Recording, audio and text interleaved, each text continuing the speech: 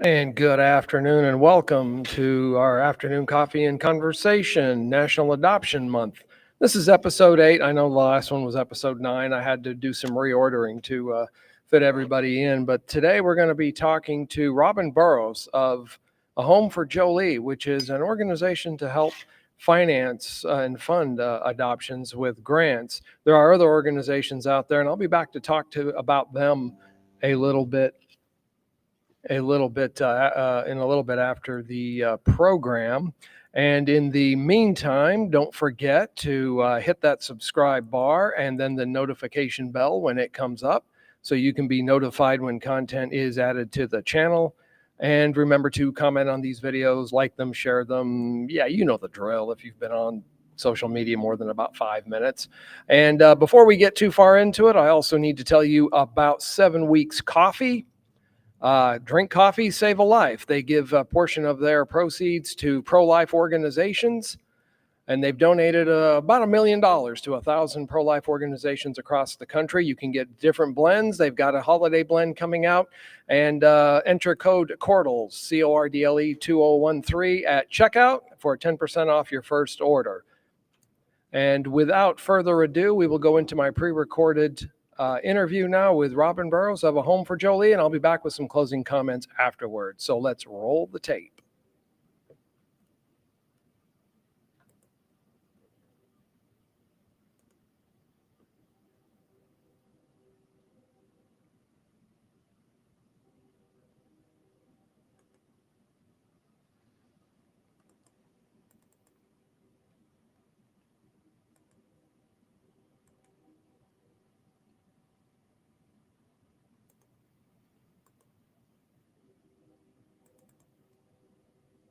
Record. There we go. And I'd like to welcome everyone to this session of our afternoon coffee and conversation. I'm talking to Robin Burroughs of the Home for Jolee Foundation, which helps people who are in the adoption process. So I'm glad to have you. Thank you, Robin. How are you doing Thank you. today? I am doing great. Thank you very much for having us on. Oh, thank you for being here. If you would just give us kind of a quick bio about yourself and just Sure. introduce yourself to the audience. Sure. I'm Robin Burroughs. My family and I live in Northwest Mississippi, and my husband has been a preacher, a minister for 21 years now. That seems like a long time, but sure, these years have flown by. We have two beautiful children and two awesome grandkids, and life is just good. Well, I've got him a little bit beat. I've been at it for 31 years, almost 32 years now. So, Yeah, he did get a late start, but yeah. I'm so thankful that he got in the game. Not in the game, but it has truly been a blessing to our lives. Yeah, I did some other things too. I was 30 or 29 when I came out of Bear Valley Bible Institute, and then Uh-huh. 31 when I got married, and we were a little bit older when we adopted our daughter. So, but Yeah, let's talk a little bit about the foundation. I was sure. talking to Lance this morning, and Yes. anybody who's gone through this adoption process knows that it costs a lot. Yes. And so, how is it? First of all, how did the foundation come about? First of all, Well, when there was a young couple who were attending the Memphis School of Preaching, and they were working with our congregation while they were in school. And a friend of the woman's had contacted her and had known for some time that they wanted to adopt. They were having some infertility issues. That's not my story to tell, but right? um, that was one of the reasons, although she had been adopted herself, and so adoption was always in the back of her mind. And for both of them, actually, Mhm. they were not against that. But a friend contacted her and said, "Hey, are you still interested in adopting?" And she said, "Well, you know that I am, or that we are, but we're preaching students. How can we afford this?"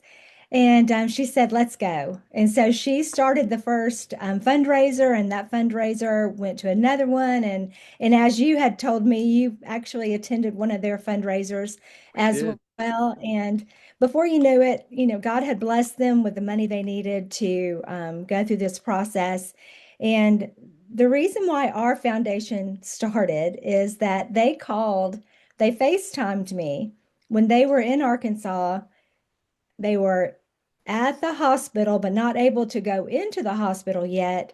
Their social worker had sent them a photo of the baby, and they were in the parking lot and just so excited they couldn't contain themselves. And so they FaceTimed myself, and my daughter was there, and we were able to talk to them. And I tell you, when we hung up the phone, I told her, I said, why can't we help other Christians get to this point? Why does the cost have to be so astronomical? And it's grown tremendously since we've been doing this, but why does that cost have to keep anyone from this dream of having a family? And so we kind of thought about things for a little while. Of course, we were a preaching family too. We didn't have a lot of money. I am one who has never been afraid to fail.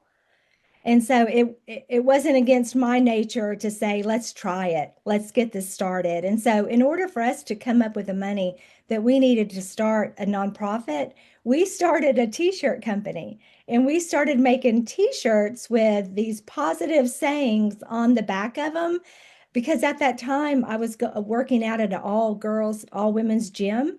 And the only thing that you saw from people were the back of their shirts.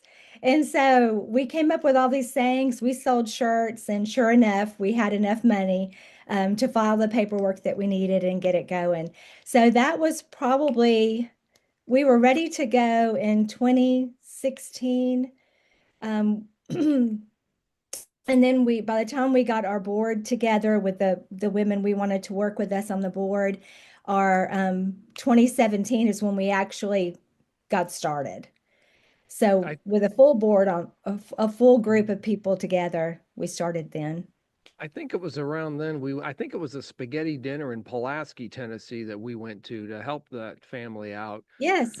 Because basically we look at it, if we see somebody trying to adopt and money's an issue, Yeah. we're not exactly rolling in dough either. I'm a poor preacher and I don't make a lot of money either. Yeah.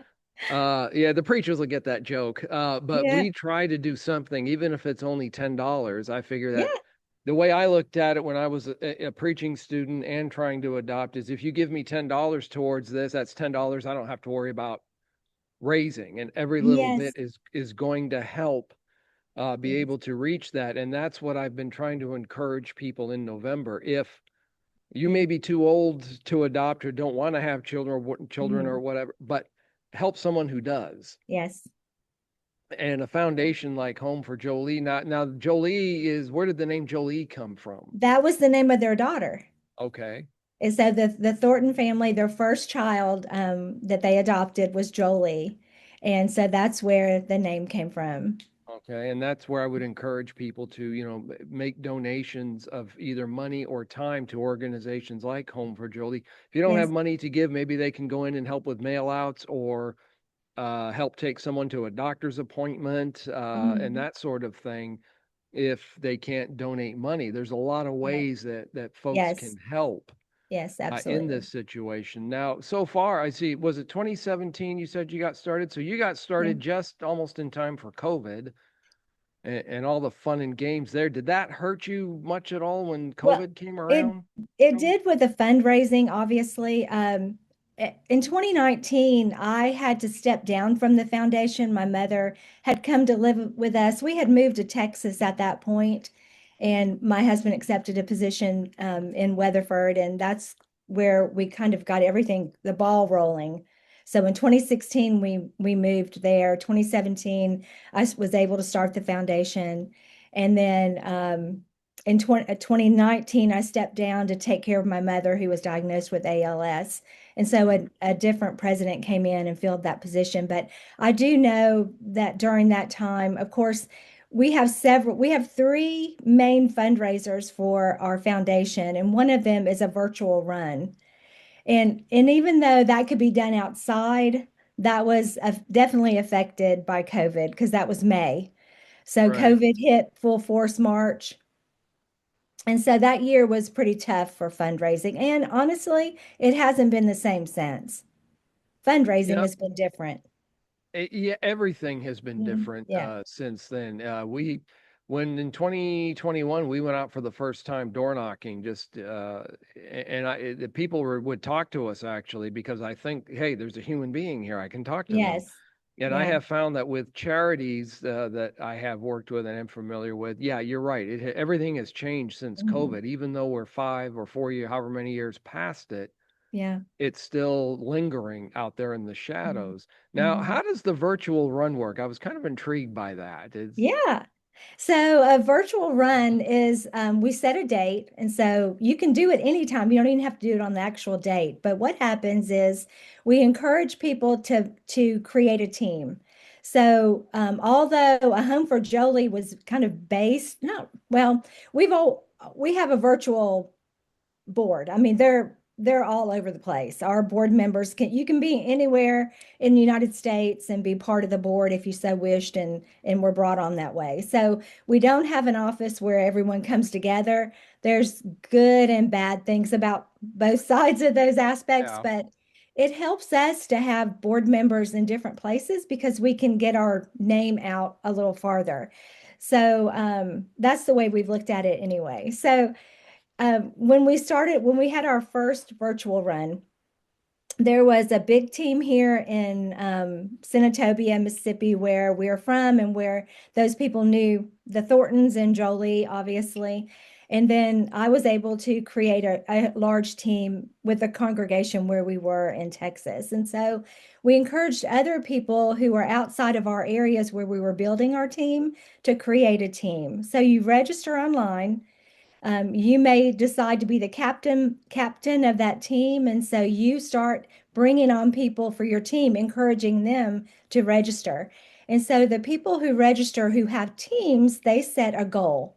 So just say I have 10 people on my team, and our team goal is $1,000 to raise. And so we're going to ask people to sponsor us to be on this run, walk, hike, bike, however you want to do your miles. But and then that's how we raise the money from there. So so okay, so virtual, are we going out and filming our run or our walk or what? We are. Uh-huh. So Okay. we go out and we'll start it. I mean, we have on our Facebook page, any one of our board members who are hosting a team or gathering a team in their area, they are welcome to do that as well. No one has taken me up on that. They send photos, but Mhm. I'm the silly one who will get out there and do on your mark, get set, go, and take off. So we have a lot of fun with that fundraiser. So I can't just sit on my couch and put a green screen behind me like I'm moving then. Well, I you got to could, get but out and move. you wouldn't have as much fun.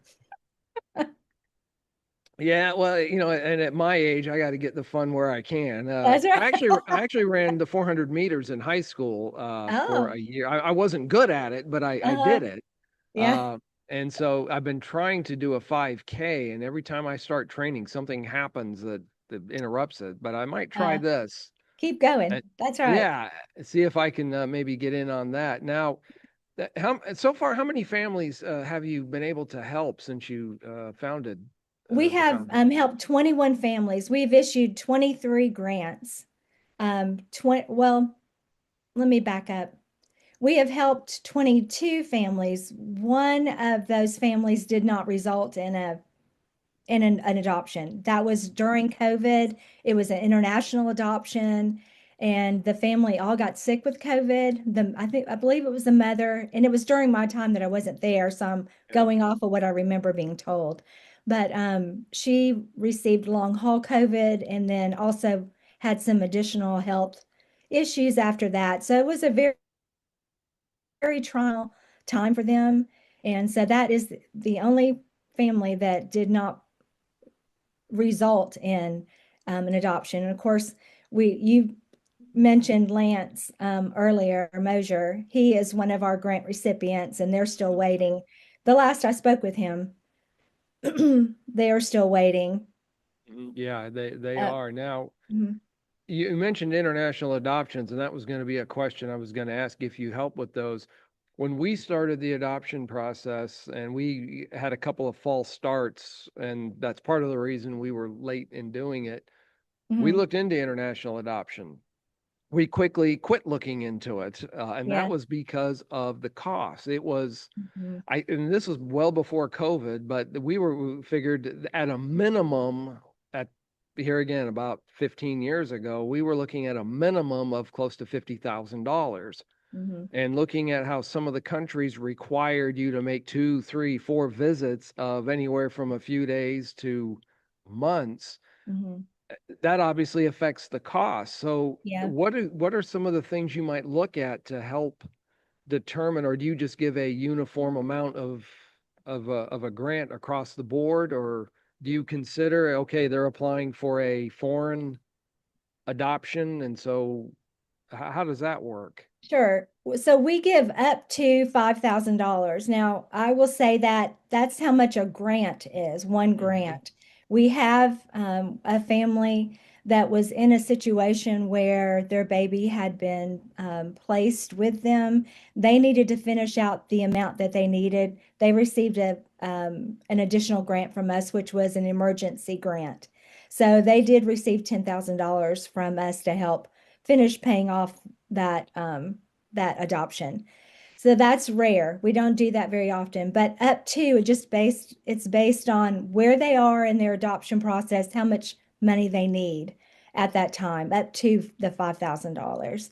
Now, as far as separating between domestic and international, we've had two international adoptions, one that did not end, the one that I spoke of a moment ago that wasn't completed, and then one that was, and we were introduced to them at the end of their adoption process, right when um, their child was ready to come home and they needed to finish the amount that they needed. So we didn't know them in the beginning, so it made it very easy to help at the end.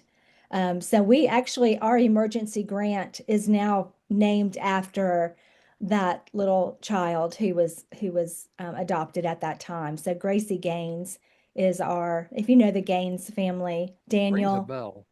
yeah, It rings a Daniel Gaines. bell. He does a lot of mission work, but they are a precious, precious family, and we were very grateful.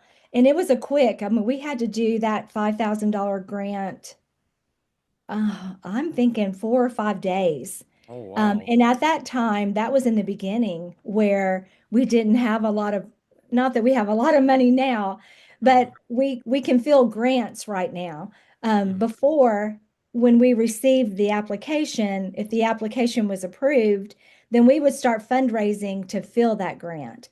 And Hmm. that was very, very time consuming. And we worked really hard for each one of those families. Now, we had a situation, and is this a scenario that you might consider an emergency to help out? We had a situation where we were expecting to get a call, get picked out by a birth mother. We were living in North Florida at the time, and I thought, okay, we're going to have to, be ready to go to Miami or something.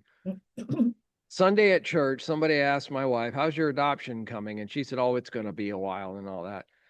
I took a bike ride. I'm getting out of the shower after the bike ride. Her phone rings. She comes down the hall and hands me an envelope with a bunch of words that I'm trying to put together. It's all gibberish at first, but basically, our daughter was born Friday. They called us that Sunday. We picked her up Tuesday. We were Wow. all ready so far as the nursery. We had a neutral under the sea theme. Obviously we didn't know if it was going to be a boy or a girl, but we were short some of the money. We had family that could help us out. But Mhm. is that kind of a situation you might consider an emergency where they call and say, "Hey, we've got a baby for you," Yeah, and that you would possibly. be able to help out? We would still actually go through the whole process as far as the application and doing all the follow-up and the backup. It just means that we have to kick it in gear a little quicker to Oh get all that yeah. information, all that information done. But absolutely. Yes. Yeah, yeah. She stayed with a foster family for 4 days while we got all the loose ends Wow. tied up.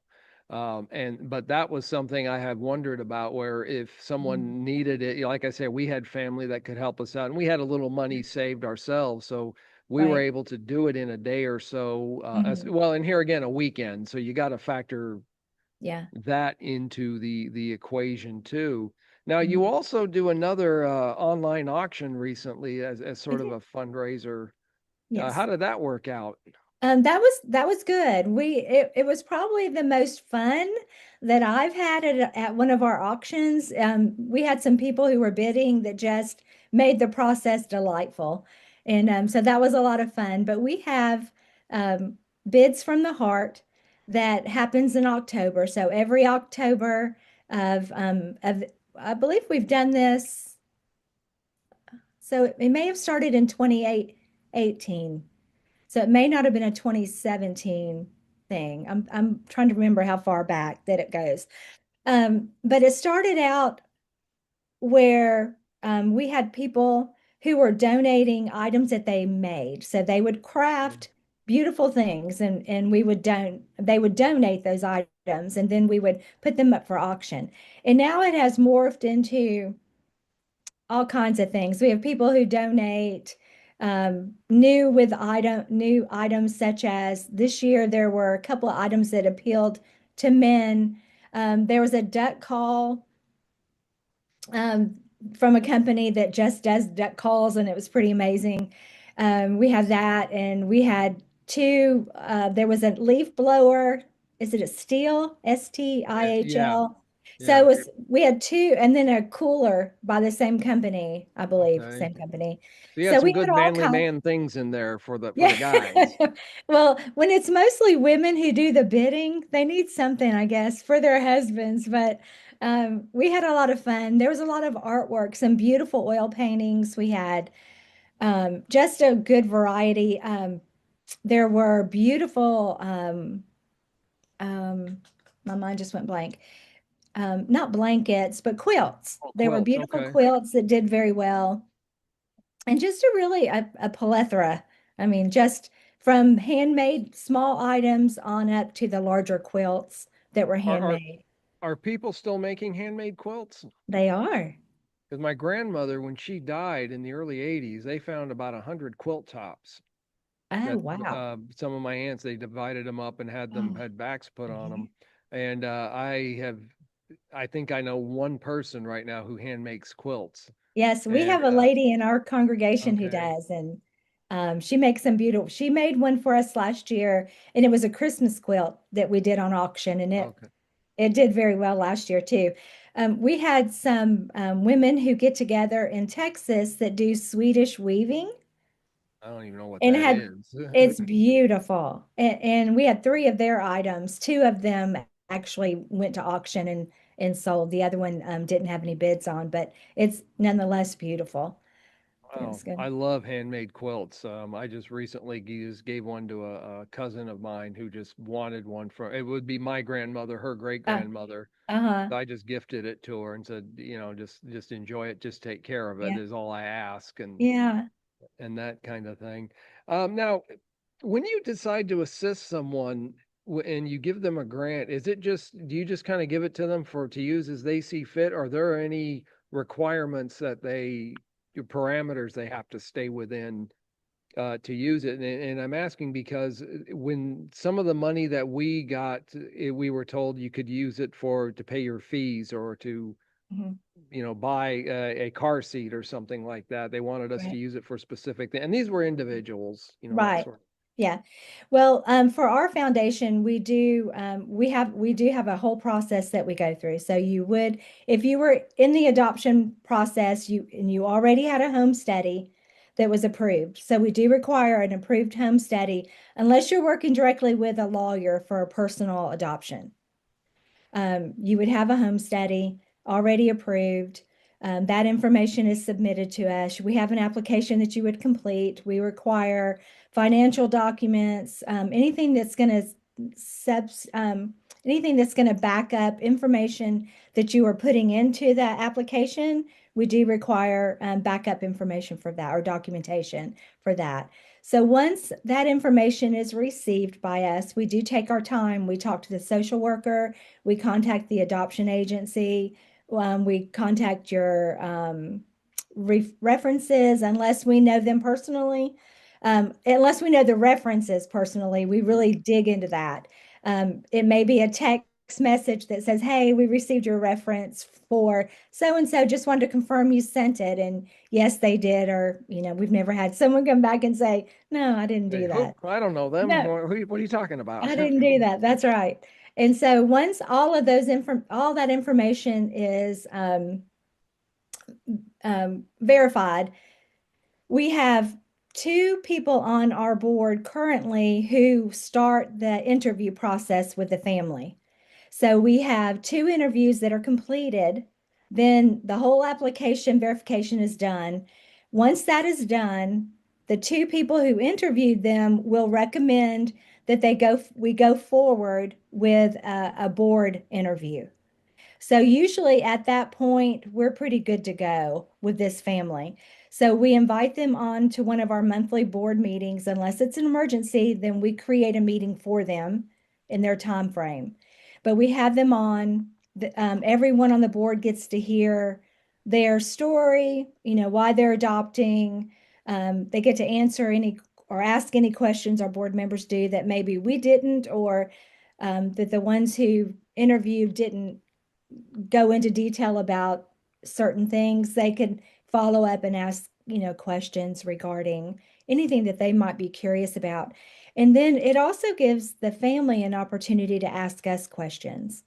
And so we do have an opportunity to answer questions about the foundation. And then we go from there. At that point, the family goes off the call when their interview is completed. We have a little huddle within our team, and if there's any questions or if there's anybody has any concerns, we really kind of hash it all out because it may have come up. Their question that they didn't think about until after the family went off may have come up during one of the interviews. And so if we can answer anything and get anything nailed down with that call as we're together, then we don't go back and involve the family again. But if something does arise that we didn't get an answer for, then I will, as president, contact the family and ask that question and get answers Okay. completed. Then we take typically, unless it's an emergency, we take 7 days, and we take time to pray about it. And then at that point, we get together, we have a vote. And then it is majority. It doesn't have to be 100%, but we've not had a situation that wasn't Okay. 100%. We And have we have had to turn people away.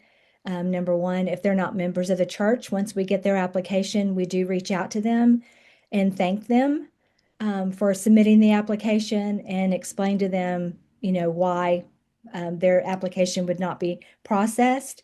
And we offer to help them in ways of giving them opportunity, or not opportunity, but maybe some other ways to do fundraising. We don't recommend other organizations only because I don't have that personal one-on-one experience with another right, organization. So I want to do all that I can do to help them get to where they want to be. Um, but it's not something that we can do financially on this side. right. Yeah, I noticed on the website that you help members of the Lord's Church, and Mhm. I was going to ask if you would help refer them to like the Dave Thomas Foundation, the Yeah. founder of Wendy's. He was adopted. Uh-huh.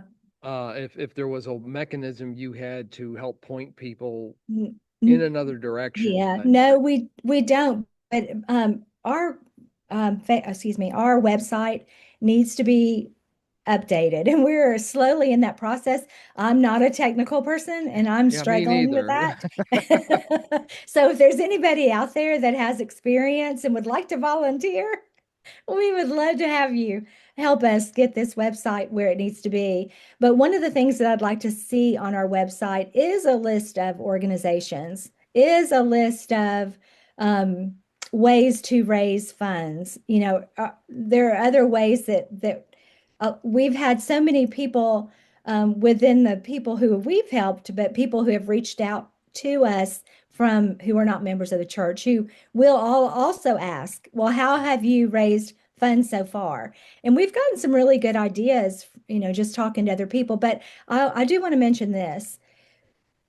it's so important to us that when someone is not a member of the church, but they reach out to us for assistance through grants, that we not just say we are, we only help members of the church, but we open a door, leave a door open for an opportunity to reach them spiritually. Right. Because that is as equally as important to us as it is to pull children from this world and place them or have that hope of getting them into a Christian family who will raise them and nurture in the admonition of our God.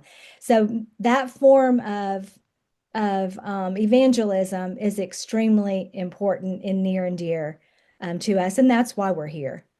Well, and that's how I looked at adoption. For me personally, it was Yeah, never an issue whether or not I had biological children. no, If I couldn't, for whatever reason, adoption I thought was always a solid way to help out. Now that may not be the right way to put it, but to take a child who might otherwise have a bad yeah, life. And yes, then after I became a Christian, it was okay, mhm, this will give a child an opportunity to be raised in a Christian home yes, and to hear the gospel and to have the opportunity to become a Christian that they might not have had. yes, And so yeah, that's the way I've looked at it. And so mhm, our daughter now, she's 12. We don't have a lot of youth, but she does do church activities. And so and we mhm, talk to her about the gospel. And yeah, so hopefully one day she will make that yeah, decision to obey the yeah, Lord in baptism. yeah, And it's just, it's up to her. I tell her, look, it's yeah, up to you. yeah, Here, and I don't, this is kind of maybe getting off into a whole nother area, but being the preacher and his wife, I don't want to put undue pressure on her and make her think she's got to do it just to make dad happy. I want her to do it for the right reasons.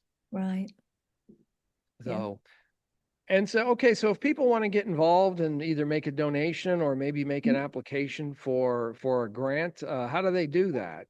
Well, at our website, Home for Jolee, and that's JOLEE.org, there is a place where you can click on for the grant application. If you wanted to get involved, you can also message us from that point or stop over on Facebook. We have a very active Facebook page, I and noticed. you can instant message us from there, and we will respond to you if you're interested. We are always looking for people to help us with our social media. So we have social media interns, and they're typically high school students, college students, so they could be young professionals. And they don't stay very long. I'm not sure why that is, but we are in need of a social media intern right now. We are also looking to fill positions within our board. I am stepping down as president at the end of this year, and we have our vice president is Athena Sherfus, who is absolutely awesome, and she is stepping into the president position, and I am so excited about the future of this foundation and where it's going to go. Because in the beginning, we had such high hopes and um, expectations, and God has just surpassed anything that we could have imagined. To think that where we started and where we are and how we've gotten there, Mhm. it's not without God for sure and his blessings for this foundation. And so we're extremely excited about that and excited about the future. So if you're interested in being part of something pretty awesome, just reach out to us and we would be happy to put you in contact with the right people. If you are looking to make a donation, I'd like to say two things about that. We have several ways that you can make a donation. We have cookbooks that are out if you're looking for a Christmas gift or a gift in general. We do have those available. Send us a message and we'll get those to you. They're $20. And we also, I don't know if you can see this, but we also Mhm. give out bottles of love. And these bottles we'd love for families to take and get their kids involved. And a lot of people don't have change anymore, but if you still have change around, you can even put dollar bills in it. Fill it I've got up. lots of change. Yeah, fill them up, take them to your bank, cash that money in, and either send it to us via check to our P.O. box, which is located on our Facebook. I'm not, excuse me, on our website, or you can make a donation direct I will say this to you. If you go to make a donation direct, the processing company that we use will ask you to pay the processing. You can deny that Okay. because they don't charge us anything to Okay. process the funds, but they like to recoup the money, Yeah. obviously, if they can. But Obviously. it's not necessary. It doesn't hurt us. They're not Okay. going to take it from us.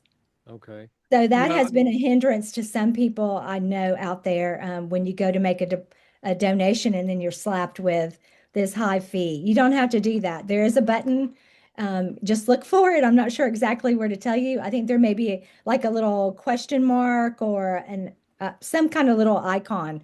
Click on okay. that and you can choose not to do And that. donations are you're a 501(c)(3), right? So your We are donations are tax 501(c). deductible. Yes, we Okay. are. Now, one other thing I'd like to point out. Now, we started the adoption process. We talked to a organization. It was out in Colorado Springs, and they were in what I would consider pretty fancy settings for an office, and they Uh-huh. had a lot of overhead. And I understand you've got like low to no overhead, so the money that is Mm. donated is actually going Yes. to the people who need it, or the lion's share of it. The biggest share of it is Yes. going to. The Okay. every one of us who serve on the board are volunteer. It's our Okay. own time, our own money, anything that we give on our own. It's all about making sure that every bit of the money can stay in the foundation ready for a grant. Now, obviously, as in any business, there are business expenses. Mhm. And we do have very minimal, we spend very minimal on marketing, and maybe we would grow bigger if we spent a little more money. But it's always been our mission to keep as much money as possible so that we're ready to help assist anyone who's ready to do their adoption. And that's why I wanted to talk to you or someone from the foundation, because I wanted to Yeah. help get the word out Yes. as best as I could for that Yes. reason, because I really, for one, appreciate the fact that you put the money into the cause. And I Yes. understand there are expenses. You probably, Yeah. had to probably, pay a lawyer to set up the Yeah. legal aspects of it and that Yeah. sort of thing. I get that. Yeah. And I get sometimes you do have salaries and things in any organization. I understand Mhm. that. But like I was telling someone earlier today, when I see your office is in a fancy office park, Yeah. in the biggest office and Yeah. fancy furniture, that kind of Yeah. starts to rub me a little wrong. Yeah. I mean, look, if I could be paid and bring in hundreds of thousands of dollars for Home for Jolie. I mean, I would do that if I had that opportunity, but that's just not the way we were designed and set up. Now, where the foundation goes in the future, I still don't see anybody being paid. I mean, because it's truly our mission to keep as much money available for adoptions as possible. When I say we have expenses, I'm talking about to have our brochure created, Right. any type of mail outs that we do for our upcoming fundraisers, whether obviously if you get it through email, there's no cost to that, but there are costs involved in using certain softwares and people, Yeah. other things that help you, do those things a little more efficiently. So there are some costs involved in us operating, but it's a drop in the bucket. And we can use technology like to do Yeah, this conversation. We can yeah, do it over Zoom, and the yeah. cost is minimal. Yes. I've had a Zoom account. It was COVID that got me to get a Zoom account and some Uh, other similar, and I've just kept them, and they've come in uh-huh. handy for situations like Yeah. this. Yeah. Anything else you'd like to say to the audience Uh, before we wrap I up? Yes, I would. So we have one more fundraiser for the year, I forgot and about that that. is, no, that's okay. It is Giving Tuesday. So that is December the 2nd is National Giving Tuesday. And so it's an opportunity for people to give towards the end of the year. And this year we are looking for businesses who would like to match. They can say they would match every dollar that comes in, or they can say they would like to match up to 500, up to 1,000, up to 2,000. And so we are in need of more businesses to open their minds that way and help us increase our donations by the end of the year. But then we're also looking for people who would like to donate. So let's just say that your donation gets matched. So if you were only able to give 25, now it benefits us 50. If you are only able to give 100, now it benefits us 200. And please remember that if you choose to do a donation online, please do not accept to pay the fee, the processing fee. That does not go against us. It doesn't come out of the monies that are sent to us. It's just a way that that company tries to regain something that they're giving to us as no fee. Yeah, Um, because they got a fee for every transaction. yeah, I and don't you know about don't, where you yeah, live, but around here, a lot of restaurants, if you're using a yeah, card, are tacking, I think it's three and a yeah, half percent, yeah, and they don't charge you if you use cash. So yes, yeah, that seems to be. I think you're going to see more of that sort of thing yeah, cropping up, unfortunately. yeah. And then if you don't mind, if I could end with one of my favorite stories, Go ahead. adoption story. So, as you know, we began our journey with Jolie, she's the namesake of our foundation. But as it turns out, the family had an opportunity to adopt again, and this was a personal adoption. So if you know anything about personal adoptions versus working with an agency, you know it's quite a bit less money. So that family came to us. They completed an application. We did the paperwork just like we would do anybody else.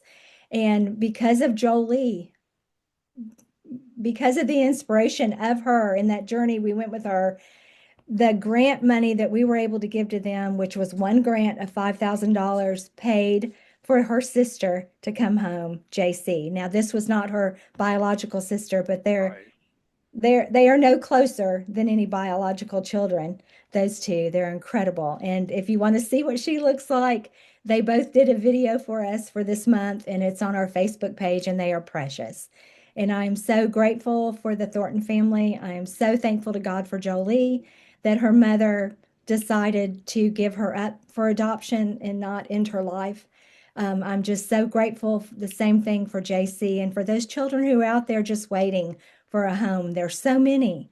And yet sometimes I feel like, number one, we don't talk about it enough in the church about adoption. There used to be so much talk about fostering, and there's not as much, I don't hear it as much as I did at one time or see it in our congregations like Well, we that's used to true. see it. And so I would truly encourage you both. I mean, for both avenues, open your home if you can.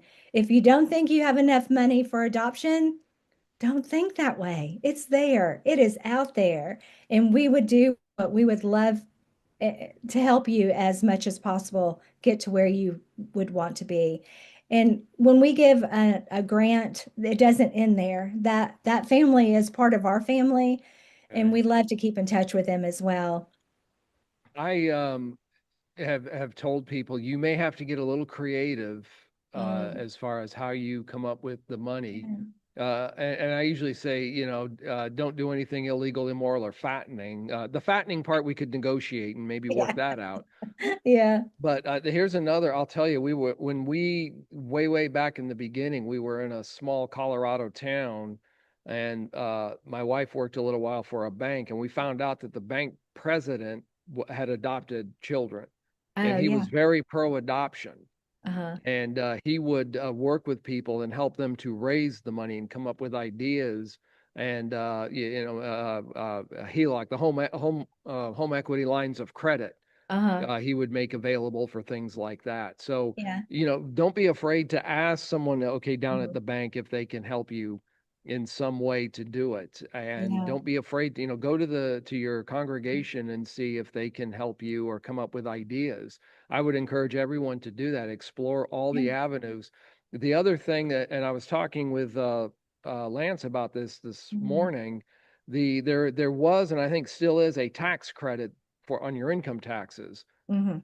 Now, the thing about this is every few years, it's like anything else. Every few years, it comes up for renewal. It's set to expire at such and such a date. Yeah. And I can't remember the year now, but it came up. And, I contacted my congressman and said, hey, you got to leave this in. I think it was right around the end of the Obama administration. I don't Okay. remember. But it seems to me it was that or sometime in the first Trump administration. Mm, And and Lance, it's been renewed. It's still there. So I would mm, say look into things like that. Talk to your, mhm. don't take this as tax advice, but talk to your Right. tax professional Yeah. and see what they have to say and see if how you Yeah. can use the tax code if it's at all possible Yeah. for something like that. And then also some employers have got grants and helps for people who are in the adoption process too. Right. And so Well, I'm explore I'm those looking forward avenues. to watching those videos that you have, your podcast, your upcoming podcast.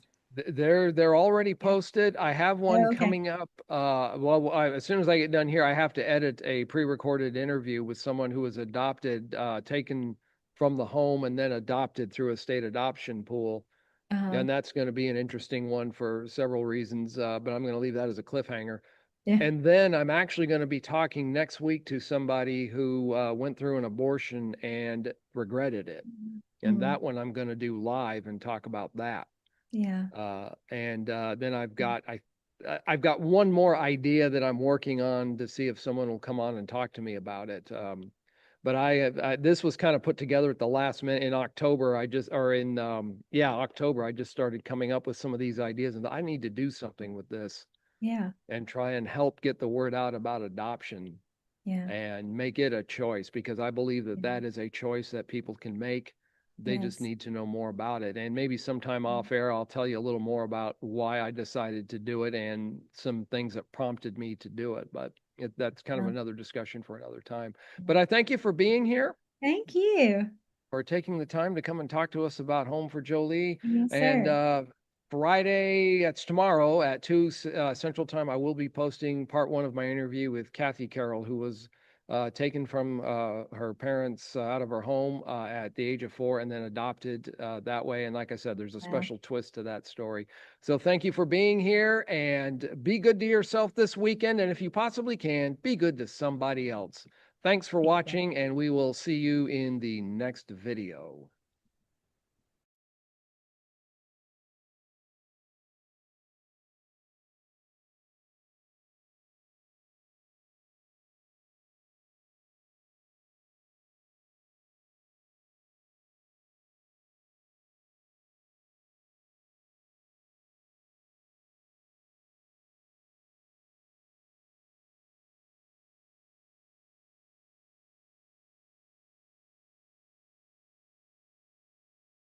Record.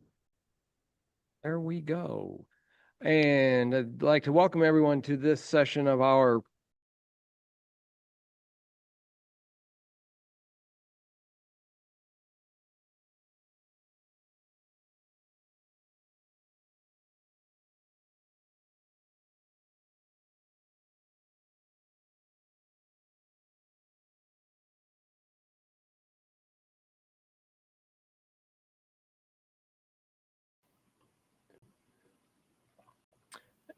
and that was my interview with Robin Burroughs of the Home for Jolie Foundation. And as we're wrapping up National Adoption Month, let's remember that that adoption is a choice that a lot of people are trying to make, and you can help by donating to Home for Jolie or Family Christian Services in Gainesville, Florida, or Colorado Christian Services. There's a lot of adoption agencies out there. Do your due diligence, check them out, make sure that they are good for it, and help a family who is trying to adopt, or if you possibly can, help a birth mother who is needing the help as well. If you can't donate money, maybe you can donate some time and be able to take someone, say a birth mother, to a doctor's appointment or take some groceries to them. But that's going to wrap it up for today. And don't forget to subscribe to the channel, hit the subscribe bar and then the notification bell when it comes up so you can be notified when content's added to the channel. And then check out my Patreon page if you'd like to help support the channel. And then I publish at least once a week on Substack. And don't forget 7 Weeks Coffee. 7 Weeks Coffee, named because when a human embryo is 7 weeks, it's about the size of a coffee bean. And they've got some great offers going on right now for the holidays. In fact, Black Friday is coming up in a couple of days. Check them out. Enter code CORDLE, CORDLE 2013 at checkout for 10% off your first order. And there's some other offers that they have going there as well. And also, if you're in the process of adoption, you're looking for ways to help finance it, check out the Dave Thomas Foundation. Dave Thomas, the founder of Wendy's, he was adopted, and he started this foundation to help families who are in search of help with financing to be able to fund their adoptions. Or if you'd like to donate, you can go to the website. There it is on the screen, davethomasfoundation.org. Or you can also go to homeforjolee.org. Thanks for being here. Don't forget to subscribe to the channel. That'll do it for now. Everybody have a great Thanksgiving. Be good to yourself, and if you possibly can, be good to somebody else.